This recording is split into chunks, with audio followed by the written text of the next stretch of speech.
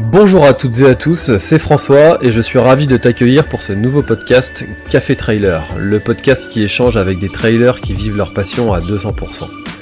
Le but de ce podcast est de te partager leur histoire, leurs secrets, leurs projets et d'en apprendre beaucoup plus sur eux afin que tu en tires un maximum de bénéfices. Donc si tu aimes le trail et écouter des histoires incroyables, alors ce podcast est fait pour toi.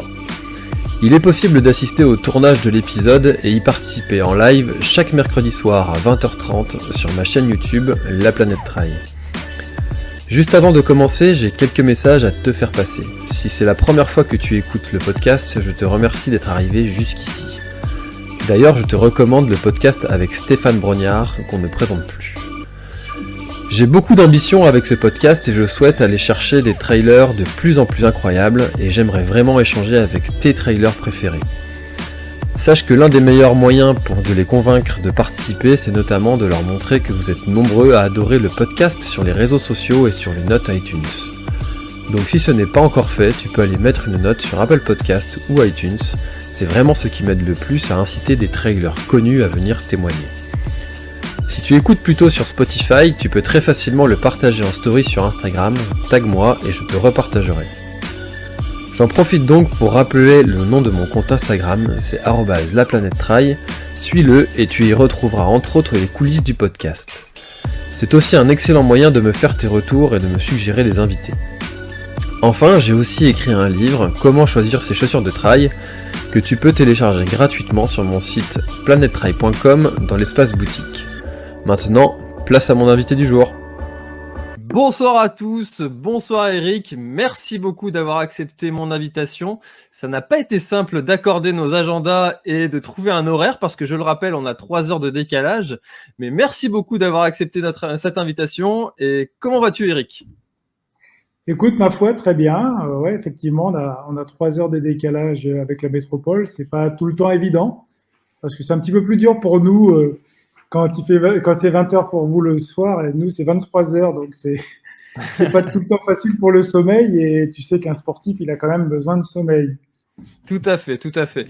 Alors, pour ceux qui découvrent mon émission sur la planète Trail, donc je vous rappelle que vous soyez sur Facebook, sur YouTube, vous pouvez poser toutes vos questions en live et on pourra les afficher à l'écran comme celle-ci, Maxime qui nous dit bonsoir à tous. Donc salut Maxime. Salut et Maxime. Vous pourrez poser toutes vos questions à Eric durant toute l'émission et je les afficherai à l'écran avec grand plaisir.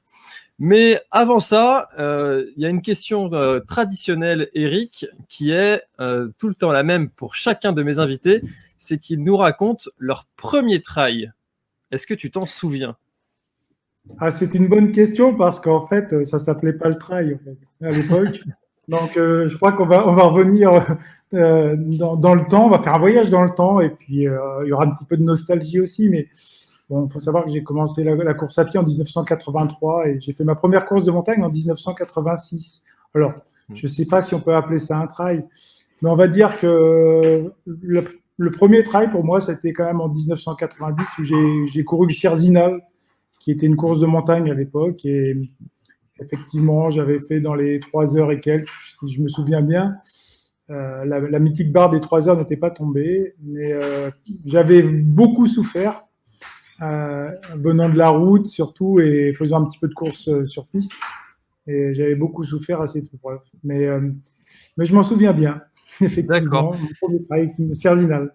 Eh ben écoute, ça va devenir une habitude parce que Rémi Gégard, que j'avais la semaine dernière, me disait exactement la même chose, que son premier trail ne s'appelait pas trail mais course de montagne, donc ça va devenir une habitude. Et donc, à la suite de ce trail, est-ce que tu es tout de suite tombé dans la marmite ou est-ce que tu t'es dit plus jamais, j'en veux plus ? Comment ça s'est passé ensuite ? C'est un peu compliqué parce qu'effectivement, moi j'aime la course à pied. Pour moi, la course à pied, c'est un mode de déplacement et c'est courir. Alors courir dans les sentiers, courir sur route, courir en montagne. Après, effectivement, le mot trail, ça vient de sentier. Donc j'aime courir dans les sentiers, donc j'aime faire aussi du trail, mais il y a de la sémantique à voir et je crois que le trail a pris des proportions parce que cette connotation rapide, en fait, ce mot très très simple finalement qui vient des États-Unis. c'est quelque chose aussi qui passe bien. Mais en fait, effectivement, aimer le trail, oui, j'aime la course à pied en général et j'aime courir dans les sentiers. Donc, on peut dire que j'aime et j'adore le trail. Mais comme toutes les autres distances, on va dire, mais je crois qu'aussi, il y a un fait de société qui veut qu'on s'évade, qui veut qu'on parte un peu dans les sentiers parce qu'on n'a plus envie de courir sur la route, moins en tout cas, et moins peut-être envie de courir sur la piste. Surtout au vu, on va dire, des records actuels, peut-être. Ça sera peut-être un sujet à développer. Tout à fait. Alors c'est vrai que comme dit Pierre Rabhi, on est tous tout le temps dans des boîtes, on va au bahut, on va quand on se déplace, on va en voiture, on y va en caisse et on finit on va travailler en boîte et on finit dans une boîte. Donc effectivement, ce que tu dis est tout à fait juste, qu'on a envie de s'évader, on a toujours envie de s'évader. Et à ton avis, qu'est-ce que c'est la suite en fait de ça? Parce qu'on sait que en ce moment, on est toujours en train de chercher un petit peu toujours plus. Quelle est la suite? Certains disent qu'on va aller à la suite, ce sera du triathlon de très très longue distance. Comment toi tu vois la suite?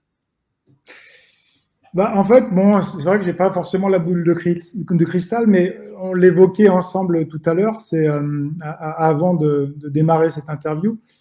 Je crois que la suite, on va être obligé de s'adapter à certaines conditions, notamment des conditions météo de réchauffement climatique. Donc, il faudra quand même en prendre part et en prendre compte. Je crois que le trail a aussi une connotation, on va dire, de développement durable et d'environnement notamment.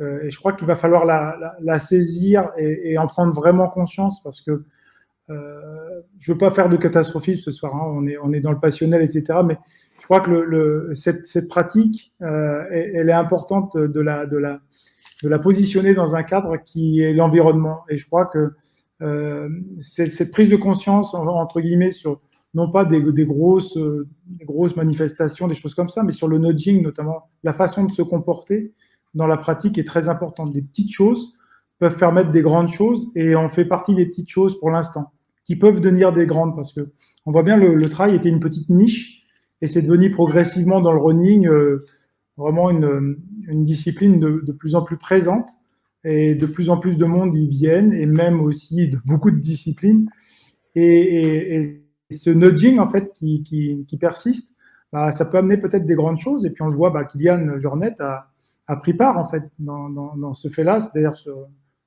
un défenseur, Xavier Thévenard aussi, un défenseur de l'environnement, et il le revendique en voyageant moins ou en voyageant pas du tout même. Et je crois que la pratique à venir va être une pratique, on va dire, peut-être un peu plus militante, parce qu'on sera obligé d'avoir une pratique militante, partisane, et peut-être moins individualiste et égocentrique. Je crois qu'il va falloir se regrouper et faire des collectifs qui soient liés à ces causes-là, parce que c'est vraiment des causes importantes. D'accord. Est-ce que tu penses que, là on en parlait il y a quelques semaines ou quelques jours, je ne sais plus exactement, le temps passe vite, la professionnalisation du trail et qui va amener peut-être à amener des ligues dans certaines régions du monde et qui va amener ensuite les meilleurs de ces régions du monde à se rencontrer et à voyager beaucoup plus et du coup à amener les masses de population à voyager beaucoup moins. Est-ce que tu penses que le trail va évoluer comme ça vraiment ou et du coup que les trailers vont moins pouvoir voyager, vont moins pouvoir aller aussi facilement qu'ils le font actuellement, participer à des épreuves un petit peu partout dans le monde? Comment tu vois ça? En fait, il y a eu, tu l'as évoqué tout à l'heure, et c'était bien de le dire, c'est vrai que le trail a pris des proportions. On faisait du trail sans le savoir avant les années 2000.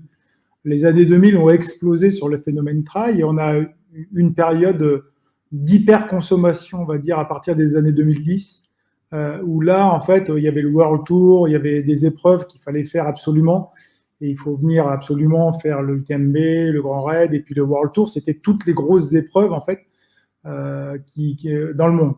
Je crois que aussi, quelques entraîneurs aussi ont été un petit peu alertes par rapport à ça, en disant ne consommez pas non plus trop d'ultra, il n'y a pas besoin, essayez de faire des choix. Alors moi, je réfute pas l'idée de voyager, mais peut-être de plus choisir et de plus attendre en fait et de se préparer à une épreuve à un moment donné, peut-être une grande épreuve sur l'année, et puis après faire des épreuves dans sa région ou proche de sa région. Donc, je crois que c'est peut-être déjà une première évolution, c'est de dire peut-être de moins consommer aussi, on va dire, on allait un peu au trail comme on allait au supermarché à un moment donné. C'est-à-dire, on va faire ça, on va faire un petit peu de ça et on va faire ça. Puis on s'est rendu compte que finalement, il y avait dans les coureurs élites beaucoup de gens, de personnes blessées, avec des grosses blessures, plus ou moins graves. Et puis aussi, au-delà de ça, même des blessures morales, hein, c'est-à-dire que des blessures moins apparentes. Et c'est sur des thèmes que je travaille actuellement, tout ce qui est en fait blessures moins apparentes, des blessures mentales. Moi, je m'intéresse beaucoup à la neurophysiologie en ce moment pour ces faits-là. Et je crois que le bonheur, il n'est pas de se remplir complètement de plaisir en permanence, sinon on devient addict. Hein. Il est justement de trouver des moments plus calmes, plus, on va dire, même des moments un peu plus difficiles aussi, des moments où il faut se replier un petit peu sur soi-même aussi, des moments qu'on aura un peu plus de solitude, et pour apprécier encore plus les moments extraordinaires. Et sinon, on les apprécie plus et on consomme à tout va. Et finalement, le but, c'est quoi? En fait, je lis beaucoup aussi des choses par rapport au sens, retrouver du sens. Et j'invite vraiment beaucoup de coureurs à lire notamment le dernier livre de Sébastien Boller, qui est Où est le sens, qui est extraordinaire et il avait écrit Le bug humain, hein, justement par rapport à la climatologie, mais qui nous replace aussi en fait sur ces questions-là, questions essentielles. Et on ne doit pas se cantonner à notre niche, à notre pratique, à notre entraînement, même si c'est intéressant. Et moi, je m'y intéresse beaucoup. On doit aussi s'ouvrir aussi à une vision un petit peu plus large de la pratique. Ça me semble essentiel en tout cas. Bien sûr, c'est vrai que quand l'extraordinaire devient ordinaire, eh bien, il n'y a plus rien d'extraordinaire finalement. Et retrouver ces moments-là qui deviennent uniques. Alors peut-être que cette année de trêve générale qu'on vient de subir avec le Covid, peut-être que ça va nous remettre un petit peu toutes ces paillettes dans les yeux à chaque fois qu'on va prendre un trail. Alors après, je crois pas qu'il y ait non plus énormément de personnes qui pratiquent l'ultra-trail ou du moins le trail très très très régulièrement et qui en arrivent à ce niveau-là. C'est peut-être vrai pour les élites qui doivent du coup accumuler beaucoup de courses parce qu'ils ont une visibilité à montrer auprès des sponsors et puis même pour eux pour pouvoir continuer à se montrer.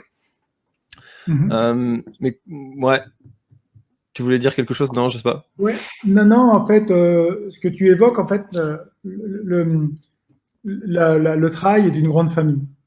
Le problème, c'est qu'on l'a nous-mêmes un petit peu scindé, c'est-à-dire qu'on parle de l'élite, effectivement, et en fait, on a été beaucoup de personnes ont été spectateurs de l'élite, parce que c'est vrai que l'élite nous fait rêver, amène on va dire, des performances extraordinaires, des défis extraordinaires, et tu viens de l'évoquer tout à l'heure, il faut aussi qu'on soit aussi un peu sur l'ordinaire de la pratique. On peut trouver du plaisir dans les petits bonheurs, dans les petits plaisirs, en fait, le bonheur dans le petit plaisir, des petites choses.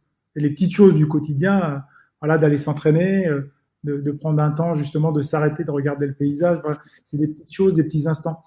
Et on a un peu scindé, en fait, effectivement. Et finalement, il y a eu aussi une part de la population du trail qui a aussi un peu critiqué ça. C'est-à-dire qu'à un moment donné, et nous, on est là aussi, on est des acteurs aussi de la pratique. Et je crois que ce ne sont pas que les athlètes élites qui doivent aussi montrer l'exemple. Hein.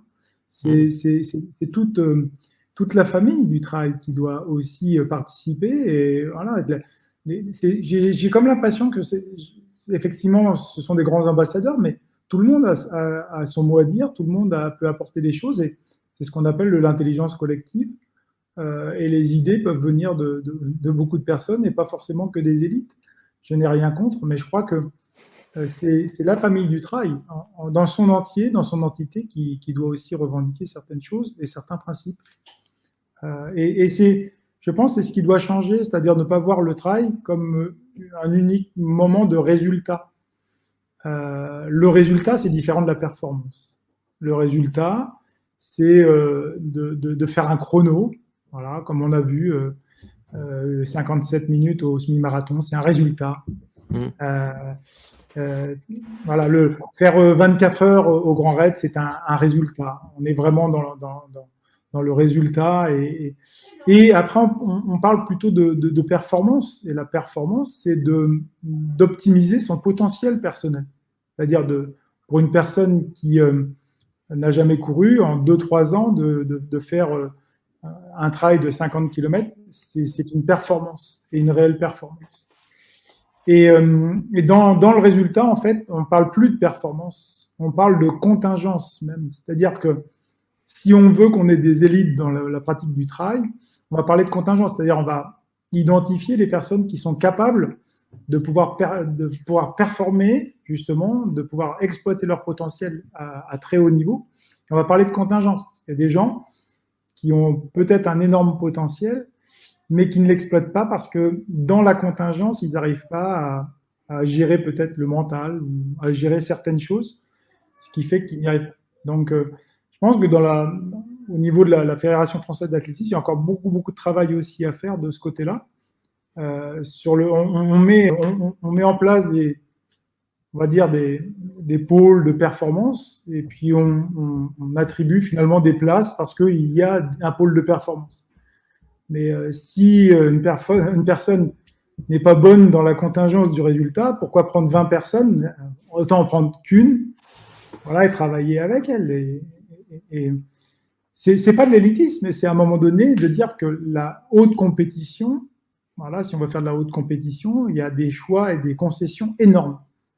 Et le problème, c'est qu'il y a des personnes qui veulent faire des concessions énormes, mais à côté, ils ont un boulot, ils ont une vie de famille, et il faut qu'ils bossent énormément pour y arriver. Et ça peut aussi aller à la catastrophe, quoi. Et finalement, voilà. Donc, il y a deux pôles, finalement, qu'il faut vraiment identifier. C'est vraiment ce pôle de la contingence au niveau du résultat, au niveau sportif, etc. Et là, je pense qu'il faut donner des moyens à ces gens-là. On ne les donne pas suffisamment, et notamment au niveau athlétisme, on n'en donne pas suffisamment. Et après, évidemment, il faut apporter beaucoup, beaucoup d'informations, de formation à tous les autres. Ils ont autant besoin, parce qu'au contraire, ce sont des gens qui ont besoin aussi de travailler sur leur performance, et donc c'est des gens qui vont travailler dans la semaine, qui vont avoir une grosse vie de famille. Et dans le trail, c'est beaucoup, c'est 99,9% de la population. Et je crois qu'il faut apporter à ces gens-là de la formation, de l'information et des choses. Et aussi un gros travail sur eux-mêmes, sur les questionnements.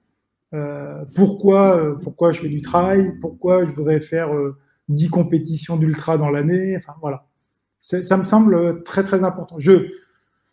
Je vais très loin dans la réflexion, mais effectivement, c'est des sujets qui me tiennent à cœur en ce moment, sur lesquels voilà, j'écris, j'ai envie d'écrire et envie de transmettre aussi. D'accord, c'est vrai, mais tu fais très très bien d'aller très loin dans le sujet, parce que c'est super intéressant, effectivement, ces questions du sens, ces questions du pourquoi, trouver son pourquoi, c'est un des thèmes qui revient instinctivement le plus souvent lors des échanges normalement du mercredi soir. C'est vraiment ce sens qui revient très très souvent dans les discours des gens avec qui j'échange. Et moi, je suis au quotidien avec justement ces personnes que tu décris, qui travaillent, qui ont des enfants, qui ont un travail qui peut être physique, ou à l'inverse, un travail qui est complètement sédentaire, et qui ont des gros objectifs à préparer. Et une des questions qui revient le plus souvent qu'on me pose, c'est François, j'ai possibilité de faire 3 séances dans la semaine, pas plus. Comment je peux faire? Qu'est-ce que je dois faire? Qu'est-ce que je peux faire? Qu'est-ce que tu répondrais, toi, à ces gens-là? En fait, ce que je répondrais, c'est que il faut qu'ils adaptent en fait leur entraînement à leur vie tout simplement. C'est-à-dire que s'ils ne peuvent que faire 3 fois par semaine, on peut continuer à s'entraîner et à réaliser de bonnes performances en s'entraînant 3 fois par semaine. C'est tout à fait possible. Et après, tout dépend de l'objectif. Tout dépend de ce qu'ils souhaitent aussi. C'est-à-dire que l'objectif, il faut qu'il soit aussi clair, clarifié. C'est-à-dire que souvent, soit on sous-estime, soit on se surestime, on n'arrive pas à vraiment... parce que le problème du trail, c'est qu'il n'y a pas de chrono. On est à la place. Un marathon, on sait ce qu'on vaut. On sait si on vaut moins de 3 heures, si on vaut moins de 4 heures, ou si on vaut moins de 2h30. Le problème d'un trailer, c'est que la valeur n'est pas liée au chrono, elle est liée souvent à la place, même si on a des chronos, effectivement, sur l'UTMB ou le Grand Raid, et suivant les conditions météo, le parcours, ça peut quand même changer et varier, et puis suivant aussi les concurrents. Donc, oui, on peut. Le but, c'est quoi en fait? C'est le but ultime, effectivement, c'est de se préparer à une compétition. Mais ce qui est intéressant, c'est le chemin pour y parvenir. Donc, c'est ça le plus important, c'est de dire se mettre en objectif pour quelque chose qui soit réaliste. C'est-à-dire, je peux m'entraîner 3 fois par semaine. Est-ce que il y a du sens à ce que je fasse cette compétition dans 3 mois, dans 6 mois, ou dans 1 an, ou dans 2 ans? C'est très difficile de se projeter sur le long terme, ça je le sais. J'ai beaucoup d'athlètes qui demandent à les préparer en l'espace de 6 mois pour un ultra. Mais c'est là où, en fait, il y a une perte de sens. C'est-à-dire que je vais pas revenir sur le passé, mais dans les années 80-90, quand on faisait 2 marathons par an, c'était déjà pas mal. Et on a complètement banalisé l'ultra, même si effectivement, dans la montagne, on peut marcher, on peut faire des pauses, et c'est pas les mêmes, on va dire, efforts que sur le bitume, où ça tape beaucoup. Mais je crois qu'il faut quand même aussi ne pas banaliser la longueur de l'épreuve. C'est quand même délétère pour le corps, et ça a été quand même prouvé scientifiquement qu'à un moment donné, les effets de l'ultra sont pas si bons que ça si il est pratiqué à haute dose pour le système immunitaire, pour plein de choses. Donc, je crois que il faut devenir très conscient en fait de sa pratique, et aussi beaucoup se documenter et apprendre à se connaître, surtout soi, parce que on est tous différents. Et notre génétique, notre pratique aussi, étant jeune, elle est fondamentale. Au-delà de la génétique, il y a ce qu'on appelle la mémétique, donc c'est important. Et puis après, le passé qu'on a, c'est-à-dire le passé de sportif ou pas. Donc, et tout ça, ça doit peser. C'est-à-dire que si on se met à courir et qu'on n'a jamais couru, faire un ultra, voilà, un petit risque quand même. Et il faut. Voilà. Donc, de te répondre 3 fois, là, je fais 3 fois la semaine, tout dépend de la personne. Et c'est là où le coaching est intéressant, entre guillemets. La différence d'un entraîneur qui va avoir un groupe sur un stade ou voilà, donner des séances, le coach, lui, va s'intéresser à tous les paramètres de l'athlète. Et c'est là où, c'est pourquoi le coaching, il a pris beaucoup aussi dans les années 2000, parce que les gens ont besoin qu'on s'occupe d'eux et qu'ils sachent aussi quel secteur travailler davantage. Voilà, à privilégier, par exemple. Donc, tout à fait, c'est intéressant. Et d'ailleurs, dans tes livres, alors que je vante les mérites autant que je peux, n'est-ce pas? Il y a quelque chose qui m'a beaucoup plu comparé à... Parce que dans le tome 2, tu proposes une série de plans d'entraînement.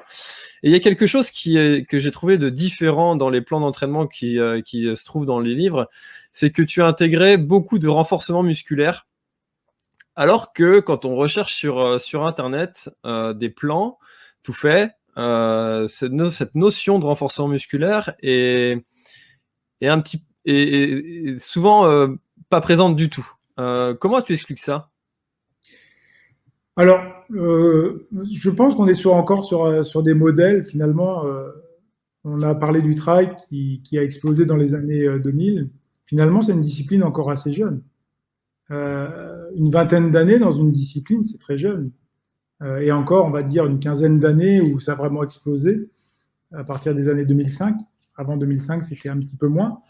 Et l'entraînement, entre guillemets, on peut le voir aussi soit allez dans les librairies, regardez avant le nombre de livres sur le running et le trail, il y en avait très peu. Et on voit bien que maintenant, voilà, ça a explosé, la littérature, enfin des magazines a explosé, les livres aussi sur le sujet ont explosé. Beaucoup de personnes aussi, d'athlètes de haut niveau, entre guillemets, aussi la pratique a explosé avec de nombreux défis, de nombreux talents qui arrivent. Donc, effectivement, c'est des paramètres aussi à prendre en compte. Donc, alors, je ne sais plus, j'ai perdu un peu le fil de la question. Comment est-ce que tu expliques que le renforcement musculaire est très peu présent dans les plans qu'on trouve sur Internet? Parce que je me perds aussi dans les mélanges. Effectivement, et là, j'ai écouté récemment une thèse, effectivement, qui était intéressante sur la pratique du trail, justement, sur le format court. Et ce qui était dit, c'était que le facteur le plus important, c'était l'endurance de force. Et la force d'endurance. Et on l'a oublié, effectivement, le paramètre de VO2 max, etc. On les a retranscrits un petit peu de la route.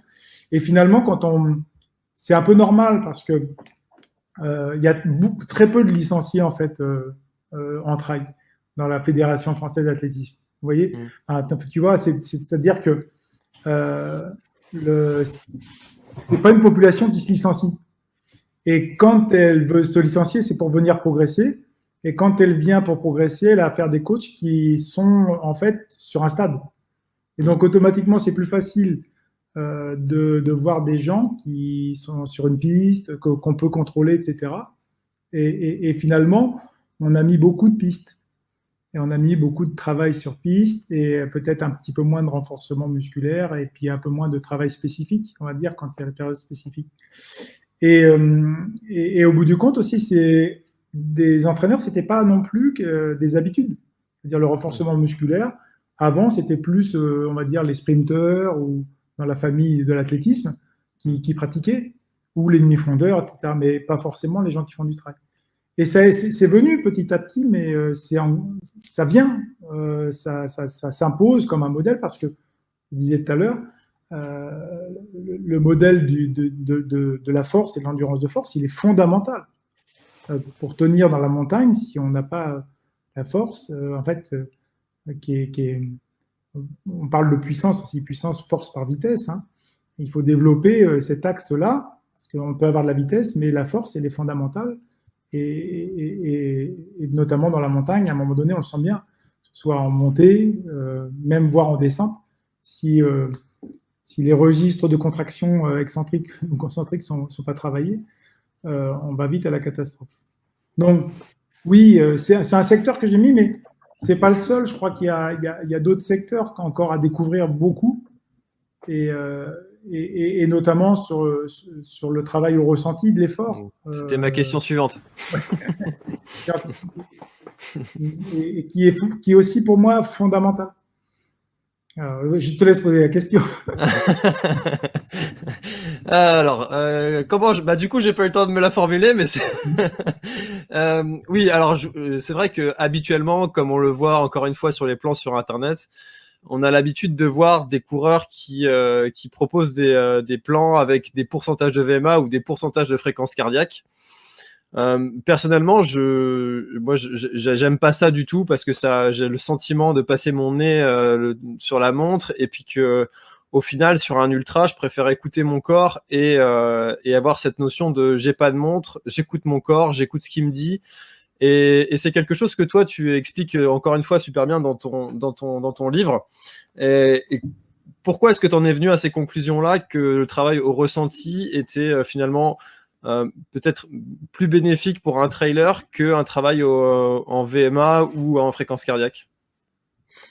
Alors déjà, je vais me permettre de faire un petit détour sur le côté entraîneur, ça me semble fondamental, aussi un petit peu, voir aussi sur le côté de la recherche, on parlait tout à l'heure, effectivement de la thèse, c'est la thèse de Sabine Herström, si elle est là, je la salue d'ailleurs, et félicitations pour ta thèse, tu as fait un travail extraordinaire sur la modélisation du travail court, et il y avait Guillaume Millet d'ailleurs qui était présent. et beaucoup d'experts. Et c'est important aussi qu'il y ait des personnes comme ça de la recherche, qui font de la recherche scientifique, parce que la recherche scientifique, c'est fondamental aussi, parce qu'elle permet d'émettre des hypothèses, de les vérifier, d'aller dans beaucoup de sources, et à un moment donné, de pouvoir dire, voilà, alors on a des croyances, évidemment, on peut amener certaines vérités, des vérités scientifiques ou des principes, mais c'est important de les sortir. Alors, effectivement, le côté de la force, il est important, et on se rend compte aussi que le VO2 max, le débit de consommation d'oxygène, est important. Sauf que moi, ce que j'ai vu, c'est qu'en montagne, en fait, on n'a pas de repère de VMA, en fait, vraiment. C'est-à-dire qu'on dit que le VO2 max est important, et c'est vrai, parce que c'est comme toute voiture, il faut quand même qu'on ait une sorte de puissance pour pouvoir avancer dans les sentiers et puis essayer d'aller plus vite, parce qu'on fait de la compétition quand même. Mais dans les sentiers, à un moment donné, on se retrouve confronté à nous-mêmes, c'est-à-dire qu'on peut être perdu au niveau de la vitesse, des repères. Alors, il y a des gens qui regardent les aspects de la fréquence cardiaque, sauf que sur l'ultra, la fréquence cardiaque, eh bien, vous avez tous pu vérifier que la fréquence cardiaque baisse. Donc, il y a déjà la déshydratation, et en même temps, le cerveau, le système nerveux central, eh bien, lui, il décide que le corps, il doit se mettre un petit peu au repos, parce que c'est un peu dangereux. C'est-à-dire qu'il se rend compte que l'effort devient de plus en plus prolongé, c'est dur avec la chaleur, le froid, etc. Beaucoup de choses dans le système nerveux central. Beaucoup de choses aussi qui reviennent du périphérique, c'est-à-dire la fatigue musculaire, articulaire, etc. Et le cerveau décroche, c'est-à-dire qu'à un moment donné, la fréquence cardiaque, on ne l'a plus. Si on n'a plus de repères de fréquence cardiaque, si on a moins de repères de la vitesse, entre guillemets, il y a des repères qui sont importants, c'est les repères des sensations.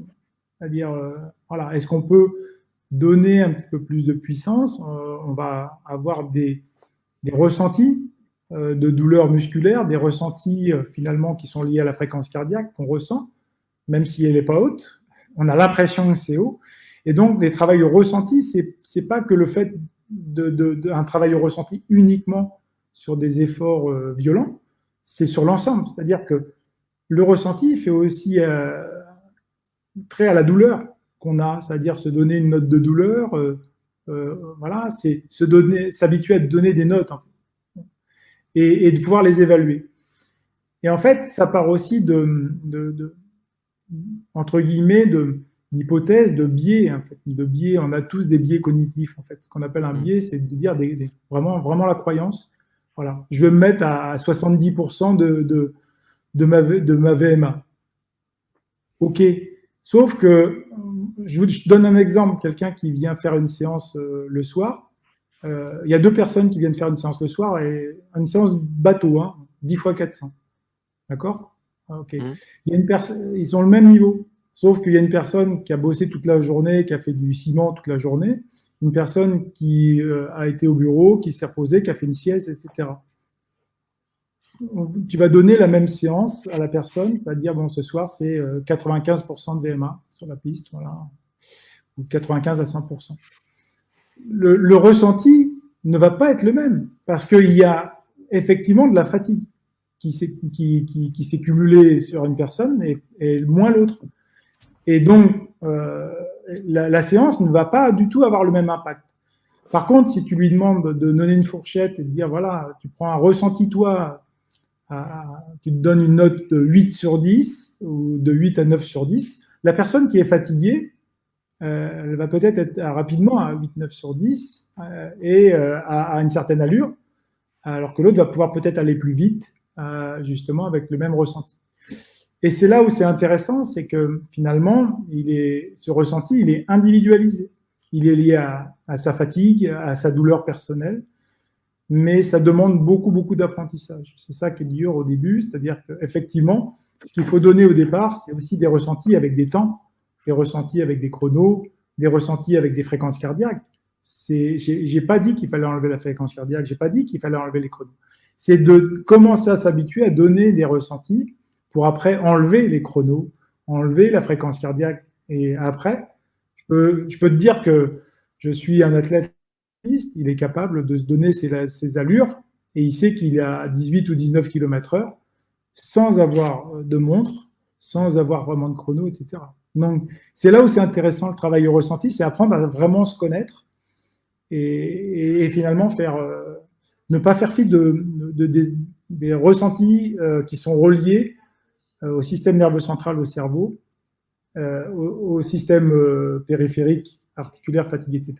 Et il y a un troisième point que je viens d'évoquer justement, c'est la fatigue mentale.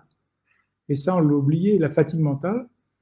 Je termine là-dessus, mais tu as fait un examen aujourd'hui de 6 heures, tu vas courir le soir, essaye, tu vas voir, c'est très très difficile.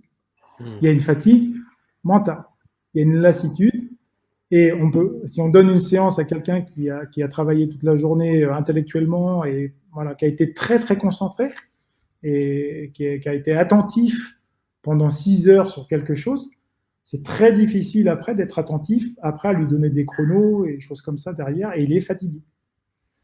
Donc c'est là où voilà, l'entraînement, c'est plus complexe qu'on ne croit, c'est pas que des choses mathématiques avec des chiffres. C'est un être humain dans sa globalité et qui est très complexe et il y a plein de fatigue, il y a plein de choses qui se passent. Et c'est pour ça que dans l'entraînement, moi, je donne des fourchettes, déjà dans les répétitions et aussi par exemple, les ressentis. Pour finalement laisser à l'athlète un peu la responsabilité de sa fatigue. C'est se responsabiliser. Et dernière chose, je pense que l'entraîneur, de plus en plus, doit être, entre guillemets, patricide. C'est-à-dire qu'à un moment donné, il faut tuer le père.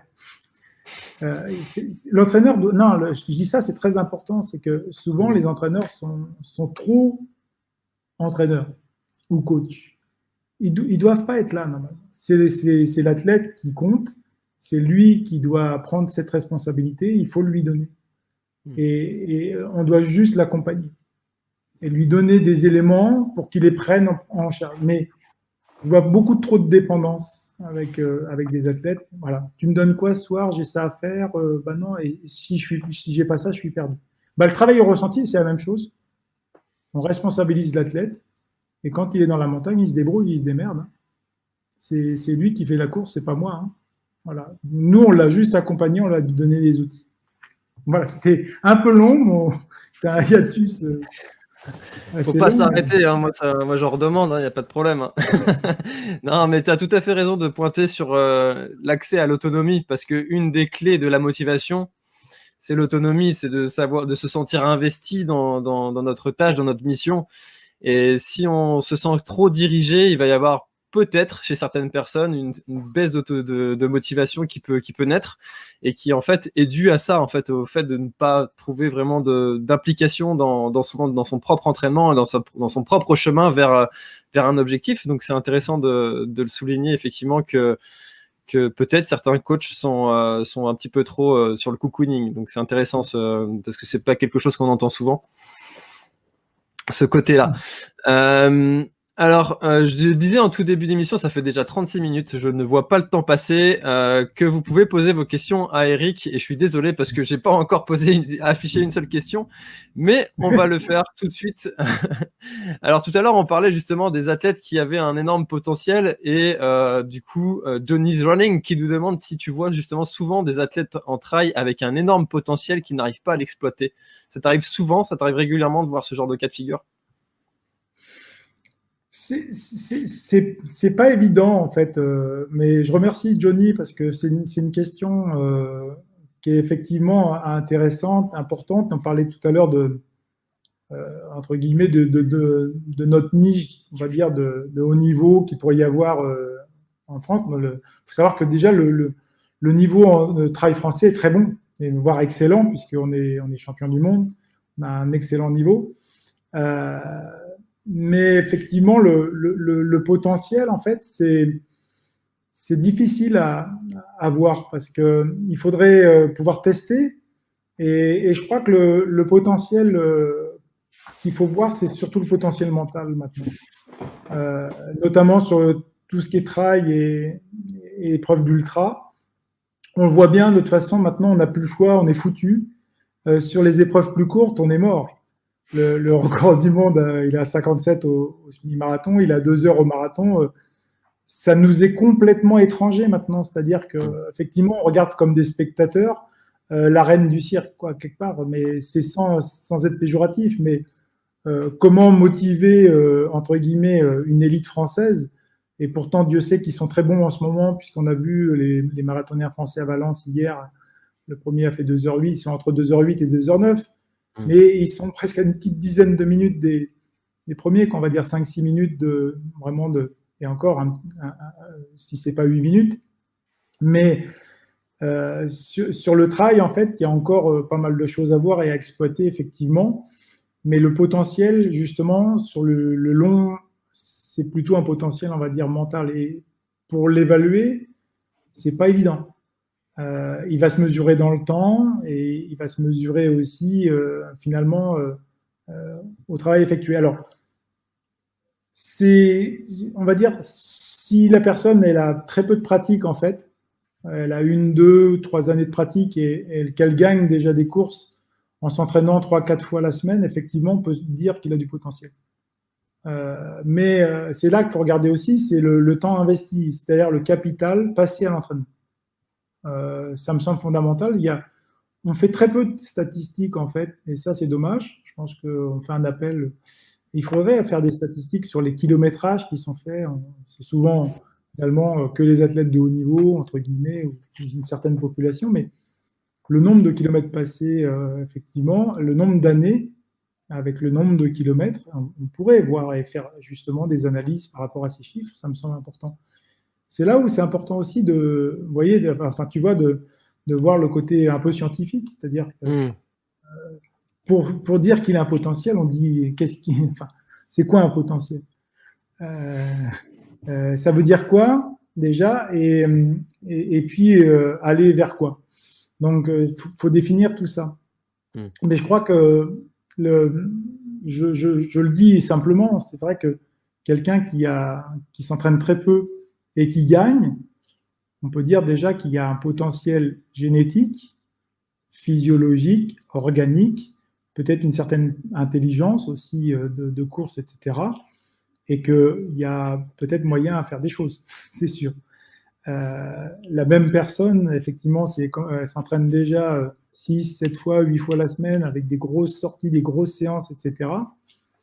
Et c'est autre chose. Voilà, donc, faut voir aussi le capital qu'on a et est-ce qu'on est arrivé au bout de ce capital. Je lisais que le talent compte pour 1 quand le travail compte pour 2. Est-ce que ça c'est un petit peu vulgarisé, hein, j'imagine qu'un scientifique ferait des bons en entendant ça parce que c'est un petit peu grossi, mais est-ce que tu es d'accord sur l'idée? Déjà, c'est quoi le talent? C'est quoi le talent? Voilà, première définition.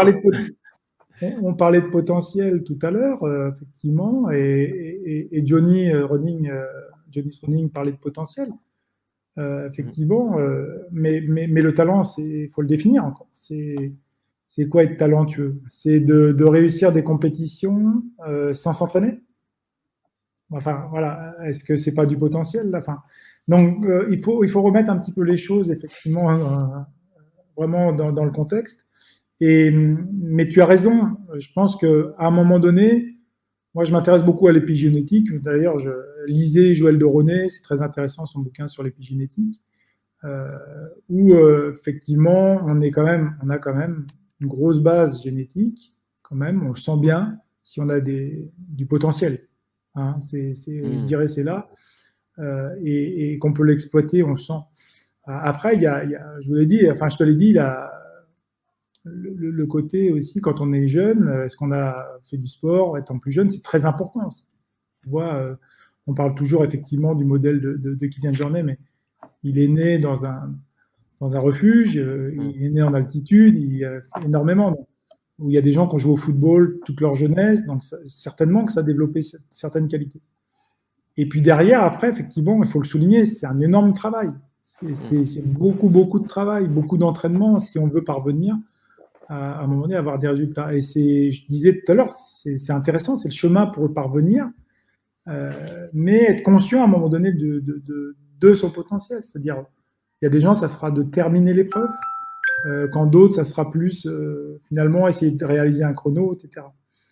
Et là, il y a Fred Grapp devrait sortir un article scientifique là-dessus, qui est venu faire une recherche avec Alain Gros-Lambert à La Réunion. On a fait un test ici sur plusieurs boucles pour voir. Et ils ont fait quelque chose un peu de sociologique et ils voulaient sortir une sorte de catégorie de personnes. En fait, il y avait vraiment les performants, voilà. Et il y a des catégories. Mais on a aussi des gens qui sont sur le côté émerveillement. C'est-à-dire, ils vont faire du travail parce qu'ils ont besoin de s'émerveiller, d'aller voir la nature. Donc, c'est une autre catégorie qui peut se regrouper aussi avec le performant. Je n'ai pas dit que je faisais des cases complètes, mais il y a plus un trait, on va dire, plus fort. Et puis, il y a les résilients. Donc, les personnes résilientes, c'est aussi les personnes qui ont vécu des épreuves dans la vie, plus ou moins dures, et qui vont aller chercher une voie, en fait, dans la pratique du trail. Donc le trail et l'ultra-trail, c'est une discipline extraordinaire pour ça. Et il ne faut pas voir que l'aspect de la performance et du résultat, et surtout pas du résultat finalement, mais de mêler en fait ces trois items, c'est intéressant.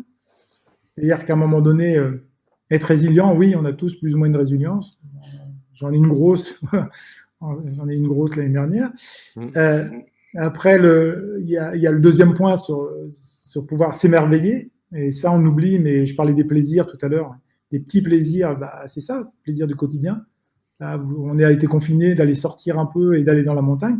Moi, j'ai quelques athlètes que j'entraîne ici qui sont sortis, voilà, c'est magnifique. Et de pouvoir s'émerveiller comme ça, c'est génial. Et puis après, il y a le côté de la performance. Voilà. Et les trois peuvent être liés aussi. Mais il y a des traits de caractère. On va dire, il y a des gens qui vont être plus orientés vers la performance, quand d'autres vont être plus sur la résilience, quand d'autres vont être plus sur le côté émerveillement. Voilà. Donc, mais je crois que faut aussi la valeur de l'entraînement et il ne faut pas la négliger. On est dans une société aussi, il y a de la triche, mais on ne peut pas tricher en fait quand on court normalement, voilà, notamment dans l'ultra. Si on veut faire 170 km dans la montagne, on ne peut pas se cacher et dire voilà, je vais le faire non, c'est pas possible. On ne peut pas. Donc c'est ça qui est bien aussi. Tout à fait. Alors, je vais m'appuyer sur la question de Nicolas parce que tu as énormément de casquettes différentes, auteur, organisateur, coach, consultant, professeur de PS, père de famille aussi, à ne pas négliger évidemment, avec en plus les problèmes de santé qu'on sait que tu as eu l'année dernière. Comment est-ce que tu as surmonté ça et comment est-ce que tu fais pour t'organiser maintenant au quotidien pour pouvoir continuer à réaliser tout ce qui te passionne dans la vie autour du trail et autre chose? Je crois que c'est déjà aussi un contexte familial. Je crois que le contexte familial, je vais fêter mes 30 ans de mariage, donc ça veut dire que ça dure. C'est-à-dire que je peux compter sur une femme qui est vraiment présente et qui a toujours soutenu, mes enfants aussi. En fait, quand j'ai eu cette épreuve l'année dernière, j'ai eu un infarctus pour ceux qui ne le savent pas. J'ai failli y passer. Si je n'avais pas été à l'hôpital 2 jours après, j'étais plus là ce soir. Donc, effectivement, d'un point de vue résilience, on va même dire que c'est plus de la résilience, ça va même là finalement du post-traumatique, mais justement une construction post-traumatique, c'est-à-dire que je suis encore beaucoup plus fort maintenant dans la vie. Mais je crois que c'est ça, c'est le contexte familial, cet équilibre. On a besoin effectivement de pouvoir avoir des piliers. Et moi, c'est ma famille, le pilier, c'est fondamental. C'est eux qui me permettent de pouvoir justement résister. Ils ont aussi, quelque part, un peu subi ma passion, à un moment donné. Faut le dire, parce que quand on est, entre guillemets,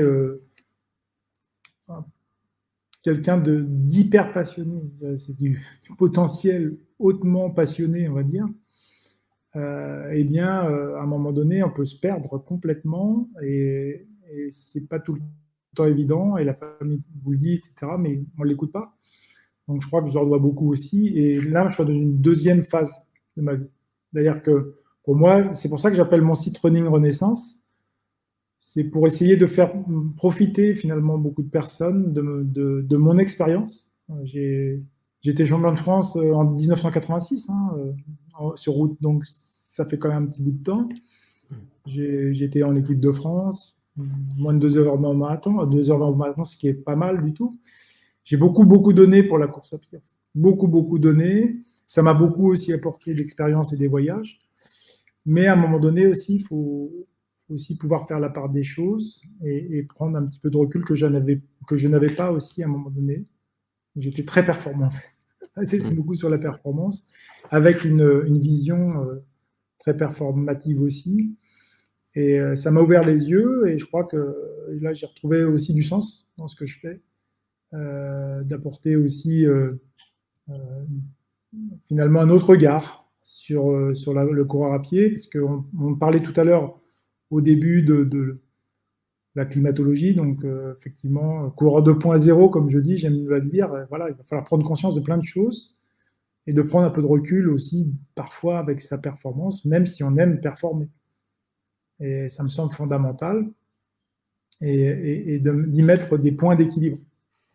À un moment donné, c'est vrai que de faire rêver des gamins dans la course à pied, c'est bien, mais il faut être aussi sincère. Et la sincérité, c'est de lui dire qu'il ne va pas forcément vivre la course à pied, c'est pas un métier, quoi. Donc, mais il faut le dire. Parce qu'on parlait tout à l'heure Johnny nous parlait de potentiel, de découvrir, etc. Ouais, ok, c'est bien. Mais est-ce que si on n'exploite pas son potentiel, on va aussi passer à côté de sa vie parce que voilà, il va foutre un peu sa vie en l'air à côté, parce qu'on va exploiter à fond son potentiel. Donc, c'est des éléments contractuels, ça à voir avec la personne quand on coach. Et surtout de savoir si ça se passe bien, et si c'est pas, entre guillemets, quelque chose, une voie un peu de garage addictive, parce qu'on va remplir un vide à un moment donné, on va aller chercher en permanence du plaisir. Et chercher en permanence du plaisir, ça s'appelle l'addiction, voire de la dépendance. Ouais, tout à fait. Mais c'est vrai que cette notion on va passer beaucoup de temps à essayer d'aller chercher la performance, tout en sachant qu'on ne peut pas en vivre de cette activité, enfin du moins qu'à l'heure où on parle aujourd'hui, ça reste très compliqué. On en parlait avec Thibaut Barognan qui devait avoir complètement développé d'autres compétences qui lui aussi l'intéressaient, du type organisation de projet, gestion de communauté, community management, enfin voilà, tous ces aspects-là qui, sur le domaine de la performance sur route, n'existent pas vraiment, du moins quand tu es dans le haut du panier, ça n'existe pas. Alors qu'en trail, si tu veux vraiment performer, il va falloir développer d'autres compétences qui te seront aussi nécessaires, et il faut savoir si on a envie de tout ça, quoi. Ouais, effectivement, Thibaut, c'est quelqu'un qui a un boulot, qui est bien équilibré. Effectivement, il arrive à bien concilier. Ça, c'est chouette. C'est des bons exemples. Moi, j'adhère, j'aime bien. J'aime bien ce gars. Voilà. Et puis, il donne envie, en plus, à la jeunesse. Et effectivement, et il montre quand même qu'on peut être très performant puis avoir un boulot à côté, quoi. Enfin, c'est pas facile, hein. Donc, moi, je trouve ça excellent. Et puis, j'ai pas dit, moi, effectivement, faut pas avoir dans mon discours quelque chose de très noir et d'obscurci. Au contraire, faut se donner plein d'objectifs, plein de choses à faire, des choses qui nous motivent. Mais il faut que, c'est ce que je disais à un moment donné à Thomas Laure-Blanchet, que tu as aussi interviewé, et il aimait bien dire sa phrase. Et c'est une phrase de Spiridon, c'est pas de moi, il faut être honnête, c'est que la course à pied doit être on dirait la plus importante des choses secondaires. Voilà, donc, mais quand on a dit ça, on a tout résumé, c'est-à-dire qu'effectivement, on est passionné, mais le sens de la vie qu'on va donner, il n'est pas uniquement non plus sur la performance qu'on va faire. Même bien. Si c'est important. Bien sûr. Alors, Ça fait déjà 52 minutes. On arrive bientôt au terme de l'heure. Mais avant ça, j'avais une question, alors qui sort un petit peu de ta personne, mais qui, du coup, tu vas pouvoir nous aiguiller là-dessus parce que c'est une vraie question que je me posais concernant l'annulation du Grand Raid de La Réunion. On sait que le Grand Raid, c'est un événement qui est très attendu par les Réunionnais. Et quand j'ai su que La Réunion avait été le Grand Raid avait été annulé, je me suis dit que ça devait être une vraie déception sur l'île et que je me demandais comment est-ce que les Réunionnais avaient vécu cette annulation et voilà, comment est-ce que ça s'est passé en fait cette annulation? Tu l'as dit, plutôt pas bien. Quelque part, effectivement, c'est une grande déception parce que on l'a évoqué justement, le Grand Raid, c'est un événement que pas mal de gens attendent. Et même s'il y a pas mal de courses dans l'année, les Réunionnais sont très friands, hein, très gourmands de course à pied ici sur l'île. Mais le Grand Raid, ça reste quand même une course un peu à part parce que c'est le patrimoine. Cette course, elle est née en 89, elle a toujours existé ici. Il y a eu plus ou moins des hauts débats, mais finalement, c'est le patrimoine ici. C'est ce qui permet aussi à l'île de montrer que c'est une île qui fait du trail, quoi. Et c'est une épreuve qui fait rêver. Voilà, c'est une épreuve qu'il faut faire, c'est une épreuve qui fait rêver, mais au-delà de l'aspect de la difficulté, parce que elle est très très difficile comme épreuve, c'est aussi l'ambiance qu'on y trouve, la chaleur humaine, et c'est vrai que c'est toujours fantastique. Moi, je m'éclate pendant les 3 jours et on voit pas le temps passer. C'est ça aussi qu'on a envie, c'est-à-dire que surtout là, pendant l'épreuve de confinement, en fait, il y a la plus vieille étude, on va dire, sur le bonheur. On parle du bonheur. Je reviens un petit peu sur le sujet, mais c'est relié très fortement. C'est une épreuve qui date de 1932 à Harvard. C'est-à-dire qu'ils ont fait les premières études sur le bonheur. Ils ont demandé c'est quoi le bonheur pour vous. Et ils ont encore lieu ces études, c'est-à-dire toujours des questionnaires tous les ans, machin. Et qu'est-ce qui ressort? C'est pas la santé. C'est quoi? C'est que les gens ont besoin de se retrouver et d'avoir une sorte de reconnaissance sociale, de pouvoir être ensemble et de faire des choses ensemble. Donc, en fait, ça rejoint un petit peu mes propos, c'est-à-dire que le Grand Raid, c'est ça. C'est que les gens, en fait, c'est pas tant la compétition parce qu'elle est extrêmement dure. La preuve, c'est qu'ils n'ont pas fait beaucoup tout seul. Hein. Il y en avait plein qui disaient si je vais le faire tout seul, etc. On n'en a pas vu énormément. C'est bien la preuve qu'on a besoin de le vivre ensemble, en fait. Et ce vivre ensemble, il est vraiment présent là sur l'île de la Réunion, et c'est pour ça que les gens viennent. C'est que c'est le besoin de reconnaissance sociale, de faire une épreuve et une passion qu'on aime ensemble. Et en fait, ça, on a enlevé ça dans une période justement qui est extrêmement difficile parce que c'est une période de confinement où on se retrouve seul. Et des personnes étaient isolées complètement, et des sportifs isolés, et j'en passe.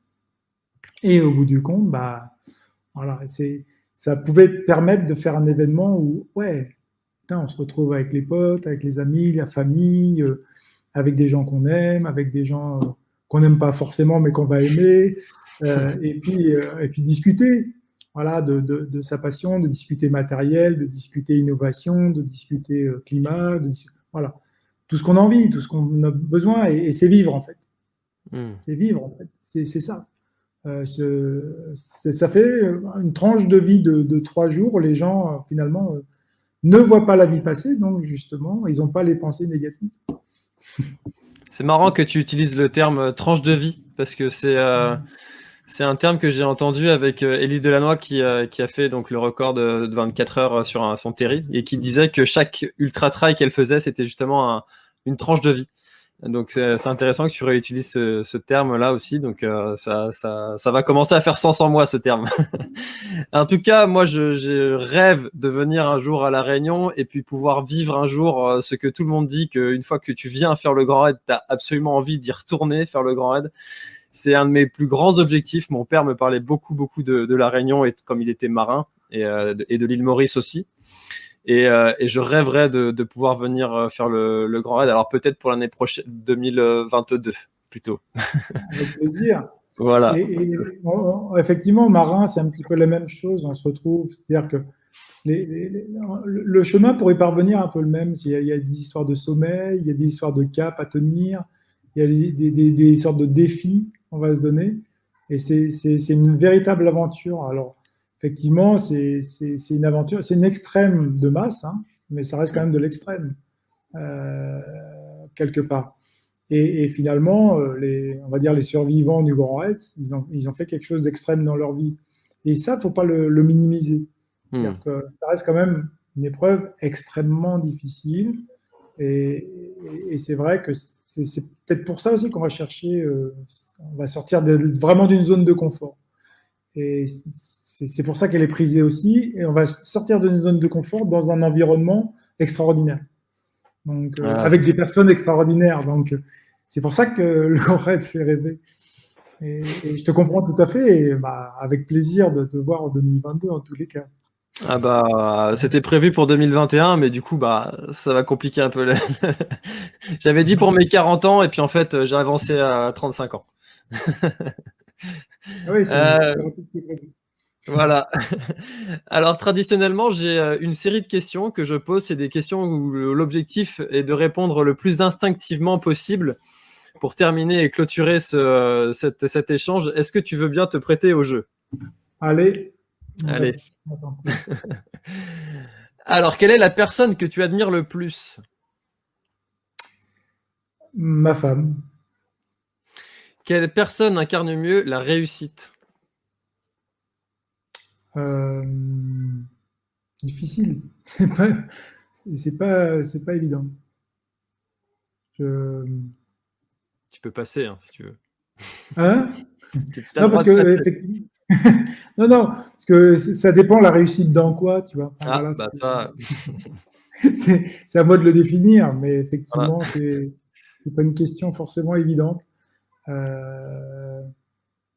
Allez, je vais dire mes parents. Le dernier livre que tu as lu? Je l'ai à côté de moi. Attentif, concentré et... Daniel Goleman. Libre. D'accord. Attentif, concentré, libre, que je comprends. Daniel Goleman, super écrivain. Le livre que tu offrirais en premier? Je pense le livre pour s'ouvrir un petit peu au niveau de l'esprit. Là, en ce moment, c'est ce que j'ai dit, ça serait soit Joe Dispenza sur être sur le super conscient, ou là, je dirais plutôt Sébastien Boller en ce moment, sur lire le bug humain. Je l'offrirai. Et où est le sens? Il a 2 bouquins super, voilà, en ce moment, qui sont vraiment d'actualité, que j'adore. Facile à lire. On mettra tous les livres, les liens dans la description. Quel animal te représente le mieux? Le chien, le bulldog français. Ça ronfle, ça pète et ça dort. Si, c'est un peu ça. Ouais. En dehors de Pace Training, quelle application utilises-tu le plus? Je te dirais en ce moment, pratiquement plus aucune. D'accord. À quel endroit tu vas pour te ressourcer? Dans mon champ de Cannes à côté de chez moi. Quel film t'a le plus marqué? Il y en a tellement. Après, c'est difficile à dire parce qu'effectivement, c'est pareil un petit peu que tout à l'heure dans la réussite. Il y a tellement de beaux films. Faut que, faut que ça retravaille. Spontanément, il y a des films, on va dire, plus violents que d'autres, et puis il y a des films beaucoup plus sur l'émerveillement.